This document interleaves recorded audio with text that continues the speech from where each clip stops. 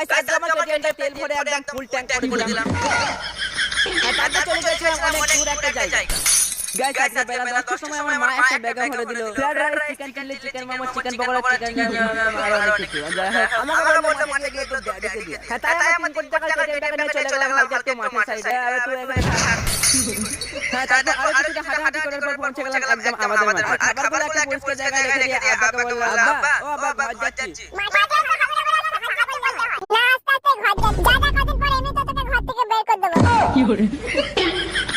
যাই হোক গাইস কোনো রকমে আব্বাকে হালকা করে বুঝিয়ে বাজিয়ে ঘরে চলে এলাম। তারপর কি নাইটে চড়িদার বুট স্যুট হালকা করে লাগিয়ে রেডি হয়ে গেলাম। এখন আমি আমার 3 কোটি টাকার কেটিএমটাকে নিয়ে যাব ব্যাংকে। আর বেশি দেরি না করে দোকান থেকে সরষের তেল নিয়ে না পেট্রোল নিয়ে চলে এলাম। হ্যাঁ চলে এবার এই পেট্রোলটাকে আমার কেটিএম এর ট্যাঙ্কে ভরে দিয়ে শালা ট্যাঙ্কটা খুলছে না এই খুলে আর গাইস তারপর আমার কেটিএম এর তেলটা ভরতে গিয়ে মনে পড়লো না আজকে আর আমার কেটিএমটাকে নিয়ে যাব না। তাই আর কি সোজা চলে গেলাম